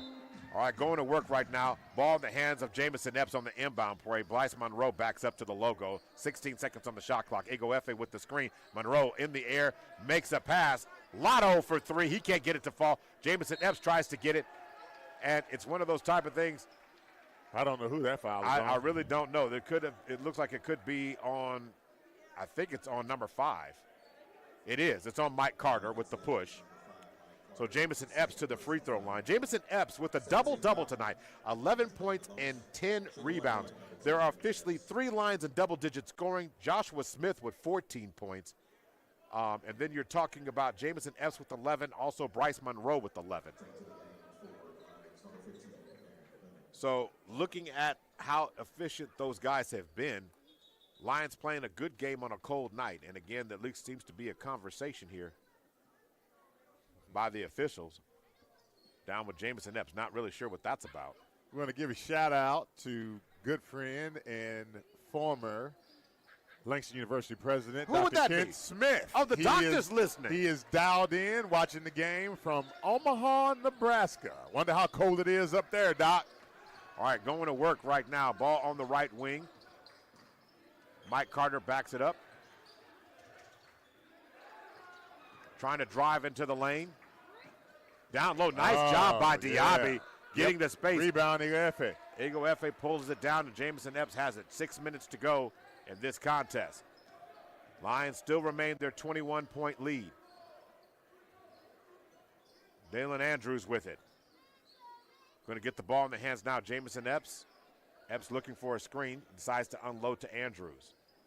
Andrews looks at a three, sets, fires a three. Air balls. And he got snake bit on that shot. No one called it. That was a very nice move there by Caleb Stevens. Yeah. Dalen Andrews said the officials didn't see it. Of course, if you don't know what that term is, snake bit, it's when they hit your arm, your shooting arm, right there on the shooting arm at the base, right there near the elbow. Right. That is old school technique, right? Slap the elbow as you're shooting. Yes. Bit. So that caused the shot to most definitely to drop down. The officials normally can pick it up, but if you don't use it that often and you don't see it that often anymore, and they're going to call a blocking foul on Andrews that time. Yeah, I wonder how many fouls does he have. Who's that, Andrews? Yeah. Andrews just picked up foul number 3. Number 3, okay. So now to the line, 1-1, as both teams are in the bonus. And it looks like at the free throw line goes P.J. Daniels. McCoy comes in. Yep, he comes in for Epps. And then Andrews comes out, and number 35 comes in the game for the first time today. That's Zach Thomas. Haven't seen him today. So Zach Thomas, Aaron Lemon Warren, Amaro Lotto, Cameron McCoy, and Tim Ego Efe are in the game right now. Back rims that one, Ego Efe with the rebound. Efe has 3 rebounds now. Has not gotten the scoring column yet. Be nice to see him get there. Ball in the hands of Cameron McCoy. Now to Elton Warren. And then Efe tries to corral it, but again getting bumped on the backside there by number 21 that time, Prince Ajet. Yeah, it looked like Ego Efe, somebody had him in a full Nelson, you know. Well, he had both arms through on both sides. He's man, because he definitely had the defender pinned where he wanted him. Yeah, pinned where he wanted him. I mean, he was a foot from the basket. Ego Efe's shot is no good. Rebound pulled down by Belgrave. Across the timeline goes Diaby. Diaby being covered by Lotto. Contact. So contact right there, and the ball's out of bounds. It will remain Panhandle ball. 5:01 to go. So ball is deflected by Lemon Warren. Nice job there, trying to get some space to operate. P.J. Daniels trying to clear him out. Ball back in the hands of Amari Brown. Amari Brown in the lane, draws contact, and they're going to call a blocking foul that time. Should be against Zach Thomas. So Amari Brown's going to go to the free throw line. And on the night itself, Amari Brown averages 18 points. This will be his first opportunity to get into double-digit scoring today. The Lion defense is good, folks. It's really, really good. Yep. If you can take the best player at half in his points and force others to have to score, you know, it just knocks them out of rhythm. Basketball, as much as it is a beautiful game, Gary, it's so much about rhythm. Oh, most definitely. Once you get it and get the ball flowing, as Amari Brown goes 1 of 2 at the free throw line, he's now in double digits with 10. That rim just gets bigger. The shots and everything opens up for your team. But when your leading scorer is tight and he's not able to get it in, and again, Lotto taking too much time to get the ball to Ego Efe.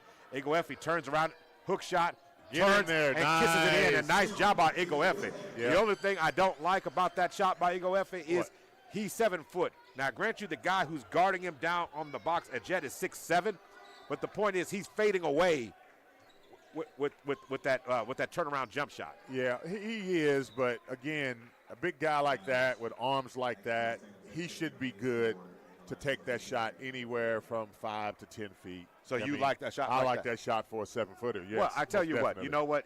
You know what? If it's a hook shot, a sky hook shot, I have no reason to. That's a baby hook shot. It was a baby hook shot, but again, Kareem made a career out of that shot. Yeah, and that sky hook was undefensible. It was one of them. You know, second to maybe, you know, I think that might have been the most unguardable shot. It was, because Kareem could hit it from anywhere on the floor, baseline, top of the key. He could hit it at the elbow. He could hit them at. I remember seeing the Lakers with Kareem and watching him with the sky hook, and he was hitting them at 20 foot out. And with that shot, it was the most unstoppable shot. And again, second to that shot, the only other shot that I can say would be between the fadeaway between Michael Jordan and then Kobe Bryant. They both had a monster, but Jordan's was more money in terms of the fadeaway on a consistent level. Now at the college game, you know who I absolutely loved watching? I mean, loved his play. Wayman Tisdale. Oh, yeah. The great his turnaround, Jay, was... Diaby knocks down the free throw and keeps it at a 21-point Yeah, that was the reason why he was a 3-time All-American at the University of Oklahoma. Just a beautiful turnaround game. And I've yet to see a college player, play that style of play and be that effective. In fact, that's going to make me pull up the YouTube one day and just sit there and watch Wayman watch a game. He was just unstoppable. All right, going to work right now. Ball in the hands, now having an opportunity to get in the scoreboard, Zach Thomas. Zach, first shot rims out. 3:59 to go. But there are lost elements of the game. It's just people don't talk about it. Yeah, I think it's in its generational changes. You say lost, depends on whose perspective, right? Okay, so we had a situation here where the players actually caught one on the officials here. That situation was 1-1, and the shot was missed, and they blew the play dead. So it's going to be Panhandle ball. Good call. Even the officials are prone every now and then to watching the paint dry. Ball swinging it around. Ball in the hands right now of number 21, of course, Ajay. And then trying to get the ball back in the hands of Amari Brown. And Amari Brown fires a shot with 5 seconds on the clock. Shot no good.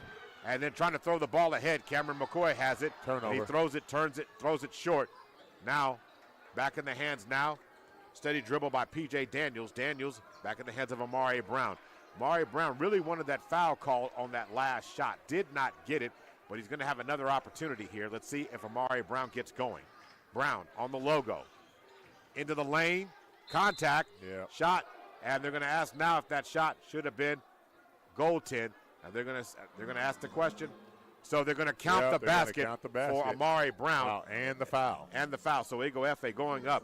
Wow. And here's a three-point play opportunity without the ball even making it to the rim. So, yeah, so that's one of those shots. If you're a big guy like Ego Efe, when the shot goes up, you really got to wait until the officials blow it or whistle it, because I'm not sure that shot would have gone in. Yeah, I don't think it would have.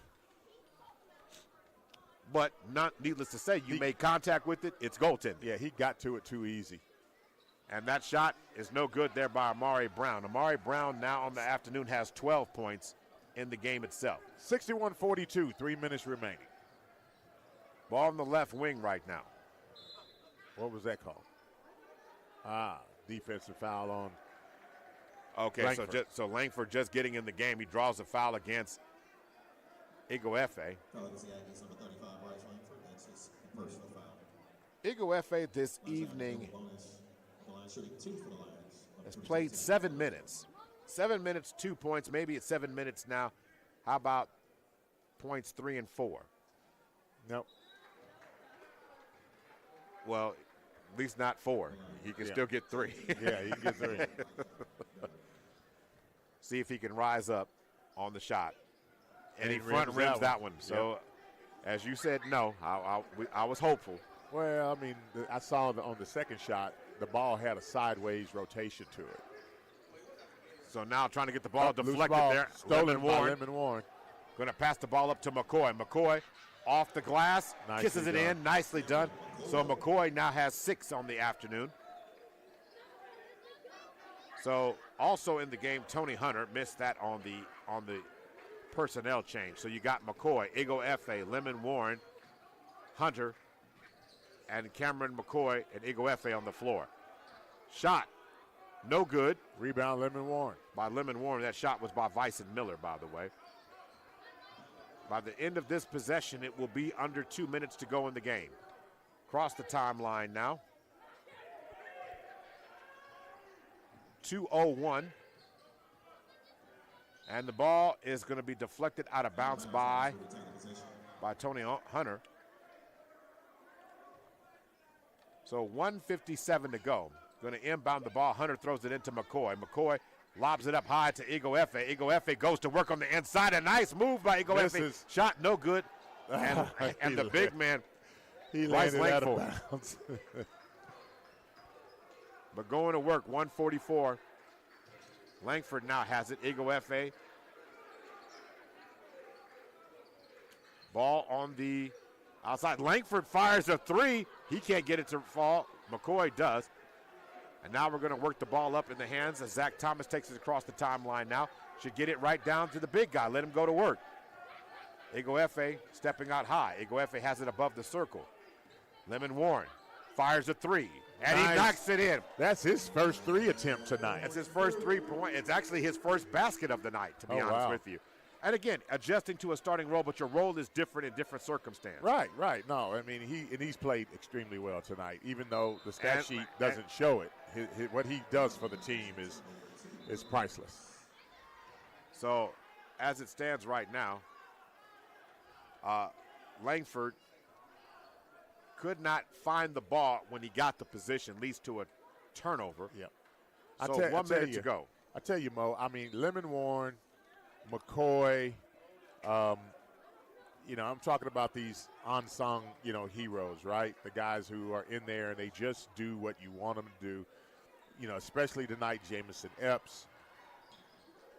I really, really have a lot of respect for those guys' games, just simply because they're just team guys.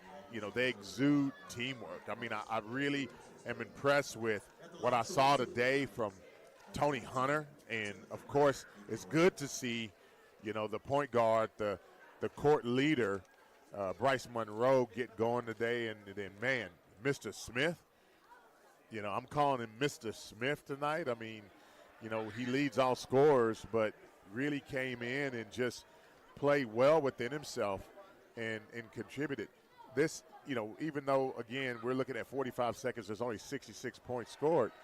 The Lions did a very good job. Emphasis today was on defense, and, they played very, very well, kind of really showing that they're a much better team than when these two teams matched up, the last time earlier in the year. Whoa, nice play. Ego F.A. affects that shot. Nice job by him.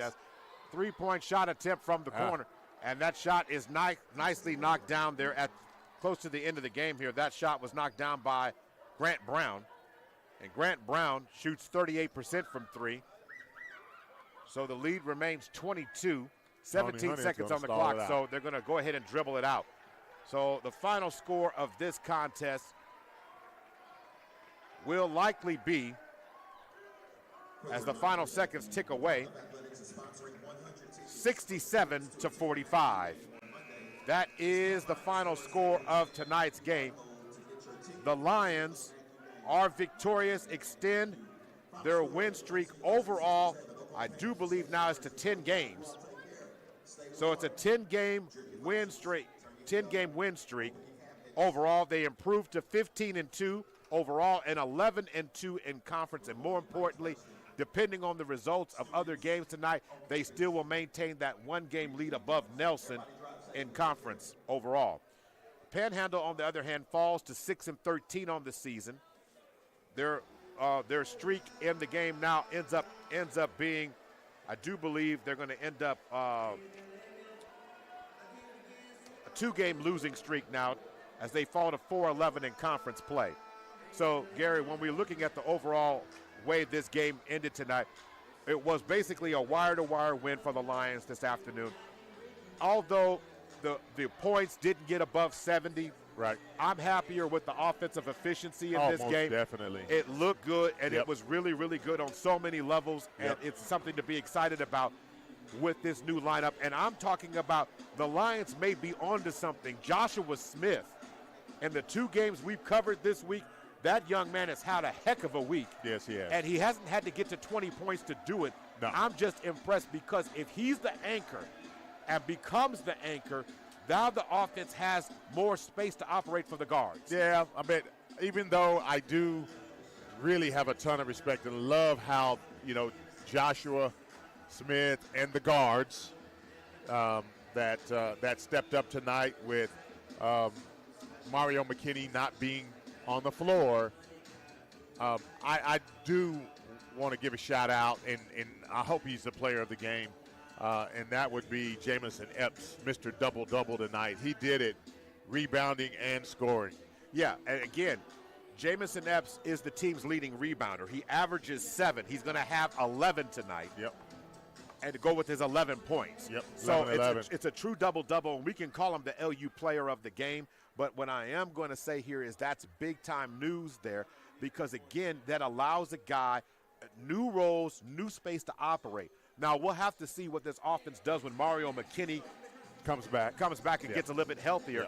And so I'll be excited to see how he develops and becomes in the flow of the offense. And now you're getting production from Cameron Bryce. You're getting production also from other guys off the bench in many ways. Now, Lotto still has been quiet. Yeah, he only had 2 points here starting off. But he didn't play bad. He didn't play bad. No, but Dalen Andrews had 6 points overall. So you got to look at it for so many guys now having a chance to do some positive things overall. Yeah. So want to make sure we show some love to those guys. Before we do, I want to talk about Panhandle real quick. Panhandle's leading scorer tonight was Amari Brown with 12. Then you've got Belgrave with 8. And you have Michael Carter with 9. So those were your guys who were your top scorers tonight. They're a little bit down of their average from Amari Brown's perspective, but as a team itself, you want to see them continue to push. So they got to continue to find their identity, and they've got to get through and stop playing. What they have to do is get more experience. Yeah. That's what the main problem with the team is. It's a young team. Yeah. And once again, these teams are doing a great job overall of trying to get these young guys engaged and continue to have your scores and chemistry continue to develop. So as we talked about those guys, and we talked about all the great things that are going on overall with the production of we saw of Langton tonight. Langton is just on an unbelievable roll overall, Gary, and now they go to a big-time game on Monday night. Against Mid-America Christian University. That's both the men's and women's team. Right. Because that is a game. It's on the road, right? Yeah. Trap game. Yeah, it is. Trap game, and that's going to be one that we're not going to be broadcasting this one, right? That's going to be streamed through MacU. Yeah, it has to be streamed through MacU. So hey, if you're listening to us, come out and support your Lions here in Oklahoma City. Yeah, and it's going to be a great game to come see them play. It's right there in the city, right there in your backyard. Right. So we're going to go ahead and wrap it up tonight because the weather is cold. Drip your faucets, folks. That's right. If you're on campus tonight, drip your faucets. I'm telling you, don't want that. I think it's 100 hours. We're supposed to be under 30 degrees. Okay. So the pipes will freeze. Also, for those who have vehicles, go gas them up. Yes. Make sure the engines have run a little bit today to make sure the antifreeze is run through your engine. That's just wise words from a mechanic. Don't want those freeze plugs popping out. And also those flash freezes, I'm telling you, it can happen in a blink. You think it can, and that is one of the things that's going to plague a lot of teams and a lot of people next week when they start talking about pipes being broken. So that being said, we're going to get out of here tonight because I want to go home and warm my feet because my feet are already cold and I haven't hit the door yet. So that's Gary Woods. I'm Maurice Prince.